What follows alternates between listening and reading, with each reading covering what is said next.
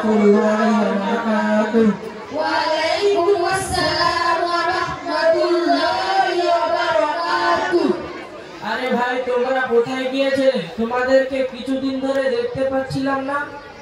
আমরা সবাই যে যার নানার বাড়ি গিয়েছিলাম, কারণ এখন আমাদের কিনিয়াত মুনাজ্জাম মক্তব এবং স্কুল টিউশন সব ছুটি, তাই।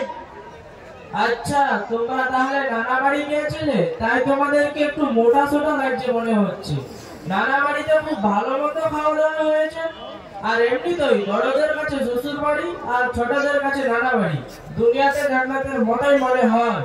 আচ্ছা, মনে হয় তোমাদের নানা খুব কৃপণ, এই জন্য তোমাদেরকে শুকনো শীর্ণ লাগছে। আল্লাহ আমাকে এবং আমার নানাকে তোমাদের মন্দ নজর থেকে বাঁচান। আচ্ছা ভাই, এসব কথা বাদ দাও। তুমি রেগে যাচ্ছ এখন, এটা তো বলো যে দিনিয়াত মুনাজ্জাম মক্তবটা কি? আরে ভাই, তুমি কি জানো না আমাদের মিলন বাজার জামে মসজিদ দিনিয়াত মুনাজ্জাম মক্তব নামে এক মক্তব আছে। সেখানে আমরা দিন শিক্ষা করার জন্য ধারাবাহিকতার সাথে যাই। আচ্ছা, তোমাদের হুজুর কি কি পড়ান? আমাদের হুজুর আমাদের কোরআন পড়ান, দিনের গুরুত্বপূর্ণ মাসআলা মাসাইল শেখান এবং কোরআন হাদিসের কথা শোনান। আচ্ছা, মাশাআল্লাহ, খুব ভালো। তোমাদের হুজুর তো খুব ভালো। ঠিক আছে, তোমরা এখন একা বলো তো, এটা কোন গুনাহ? যে গুনাহকে আল্লাহ সুবহানাহু ওয়া তাআলা কখনো ক্ষমা করবেন না? আরে ভাই, যে ব্যক্তির মৃত্যু শিরকের উপর হবে, আল্লাহ সুবহানাহু ওয়া তাআলা তাকে কখনোই ক্ষমা করবেন না। আচ্ছা ভাই, বলো তো এমন কোন গুনাহ যার শাস্তি দুনিয়াতে এবং আখিরাতে দেওয়া হবে? যা শাস্তি দুনিয়াতে এবং আখিরাতে পেয়ে থাকবে, ওই গুনাহটি হলো মানুষের উপর জুলুম করা, এবং এই জুলুমের বদলা এই দুনিয়াতে পেয়ে থাকবে।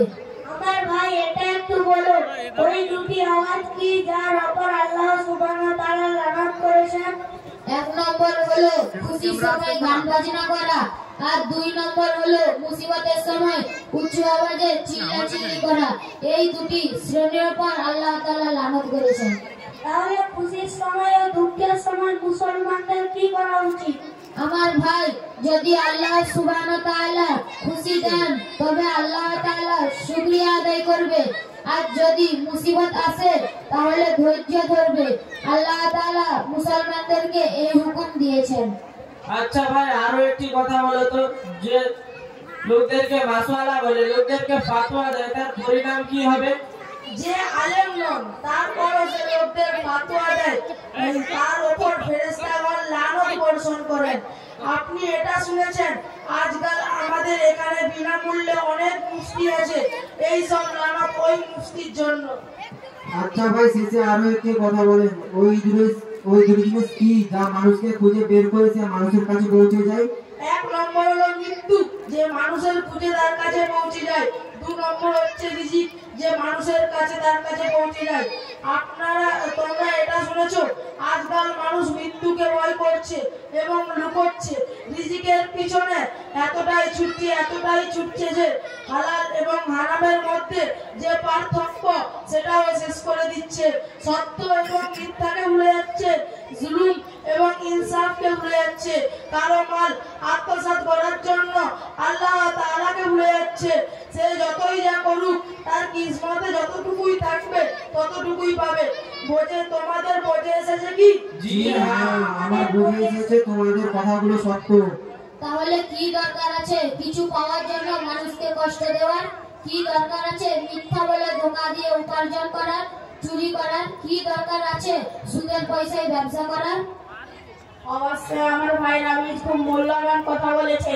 সত্যিকারের যদি আমাদের ঈমান মজবুত হয়ে যায় আর এই কথার উপর দৃঢ় বিশ্বাস জমে যায় যে তাকদীরে যা লেখা আছে কেউ কোনোদিন মুছে ফেলতে পারবে না, তাকদীরে যা লেখা আছে তাই হবে, তবে আমাদের সমস্ত দুঃখ কষ্ট পেরেশানি সব দূর হয়ে যাবে।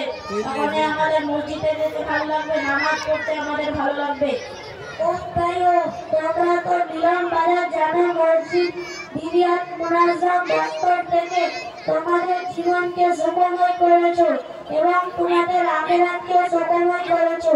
আল্লাহ সুবহানাহু ওয়া তাআলা তোমাদেরকে আরো সুখময় করুন এবং তোমাদের ইলমে বরকত দিয়ে দিন। আমার ভাই, এই সব মূল্যবান কথা আমাদের মিলন বাজার জামে মসজিদ দিনিয়াত মুনাজ্জাম মক্তবে শ্রদ্ধেয় শিক্ষক মহাশয় হযরত মাওলানা শামসুল আলম সাহেব শিখিয়েছেন। এটা আমাদের শ্রদ্ধেয় শিক্ষকের পরিশ্রমের ফল।